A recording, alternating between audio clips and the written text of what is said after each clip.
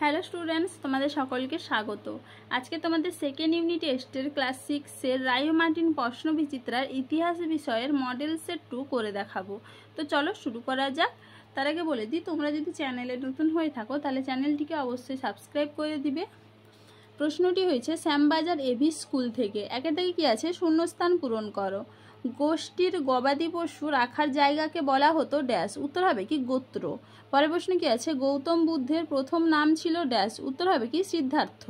পরের প্রশ্নে কি আছে, ভারতীয় উপমহাদেশের সব থেকে জনপ্রিয় মহাকাব্য ছিল ড্যাশ ও ড্যাশ, উত্তর হবে কি মহাভারত ও রামায়ণ। পরের প্রশ্নে কি আছে, দক্ষিণ ভারতের একমাত্র মহাজনপদ ছিল ড্যাশ, উত্তর হবে কি অসমক। পরের প্রশ্নে কি আছে, ইন্ডিকা বই ড্যাশ এর লেখা, উত্তর হবে কি মেগাস্থিনিস। পরের প্রশ্নে কি আছে, ড্যাশ দুর্গের ভিতরে একটি শিলালেখ আছে, উত্তর হবে কি এলাহাবাদ। পরের প্রশ্নে কি আছে, মহাস্থানগড় হলো বর্তমান বাংলাদেশের ড্যাশ জেলার একটি ড্যাশ, উত্তর হবে কি বগুড়া জেলার একটি প্রত্নস্থল। কি হবে, বগুড়া জেলার একটি প্রত্নস্থল। পরের প্রশ্ন কি, নাসিক লেক ড্যাশ পাওয়া গেছে, উত্তর হবে কি মহারাষ্ট্র। চলো এবার দুই দাগে দেখে নিই। ক স্তম্ভের সঙ্গে খ স্তম্ভ মিলিয়ে লেখো। প্রথমে আছে কি পিটক, এটা হবে কি ঝুড়ি। বানভট্ট, এটা হবে কি হর্ষচরিত।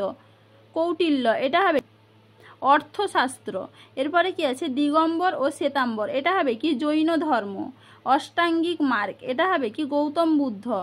গৌতমীপুত্র সাতকর্ণী, এটা হবে কি সাতবাহন। চলো এবার তিনে দাগে দেখে নিই। এক কথায় উত্তর দাও। বিদ শব্দের অর্থ কি, উত্তর হবে কি জ্ঞান। পরের প্রশ্ন কি আছে, জৈন ধর্মানুসারে মোট কতজন তীর্থঙ্কর ছিলেন, উত্তর হবে কি 24 জন।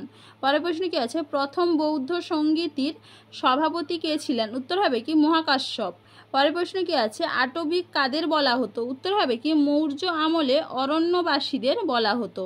পরের প্রশ্ন কি আছে, শুঙ্গদের দুজন প্রধান শাসকের নাম লেখো, উত্তর হবে কি পুষ্যমিত্র ও অগ্নিমিত্র। কি হবে, পুষ্যমিত্র ও অগ্নিমিত্র। চলো এবারে পরের প্রশ্ন কি আছে, সংহিতা কথার অর্থ কি, উত্তর হবে কি সংকলন করা। পরের প্রশ্ন কি আছে, বৈদিক শিক্ষার দুটি প্রধান বিষয় কি ছিল, উত্তর হবে কি ছন্দ ও ব্যাকরণ। পরের প্রশ্ন কি আছে, সুয়ানজাং কোন দেশ থেকে ভারতীয় উপমহাদেশে এসেছিলেন এবং তার লিখিত গ্রন্থের নাম কি, উত্তর হবে কি চীন দেশ থেকে ভারতীয় উপমহাদেশে এসেছিলেন, তার লিখিত গ্রন্থের নাম হচ্ছে সিইউকি। কি হবে, সিইউকি। চলো এবার চারের দাগে দেখে নিই। নিম্নলিখিত প্রশ্নগুলির সংক্ষিপ্ত উত্তর দাও। বৌদ্ধ ধর্মের প্রধান গ্রন্থের নাম কি, উত্তর হবে কি ত্রিপিটক।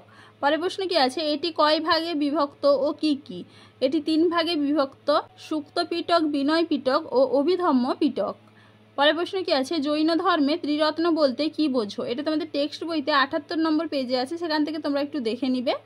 পরের প্রশ্ন কি আছে, বেদের অপর নাম শ্রুতি কেন, এটাও তোমাদের টেক্সট বই 57 নম্বর পেজে আছে, সেখান থেকে তোমরা একটু দেখে নিবে। পরের প্রশ্ন কি আছে, কনিষ্কের মূর্তিটি কেমন দেখতে ছিল, এটা তোমাদের টেক্সট বইতে 91 পেজে আছে, সেখান থেকে তোমরা একটু দেখে নিবে। তাহলে দেখো স্টুডেন্টস, এখানে তোমাদের প্রশ্নগুলির উত্তর কত নম্বর পেজে কত নম্বর প্রশ্নের উত্তর সেটা লিখে দেওয়া আছে, তোমরা একটু দেখে নাও। চলো আজকে এইটুকুই, দেখা হচ্ছে পরের ভিডিওতে। ভিডিওটি ভালো লাগলে লাইক অ্যান্ড সাবস্ক্রাইব করে দিবে।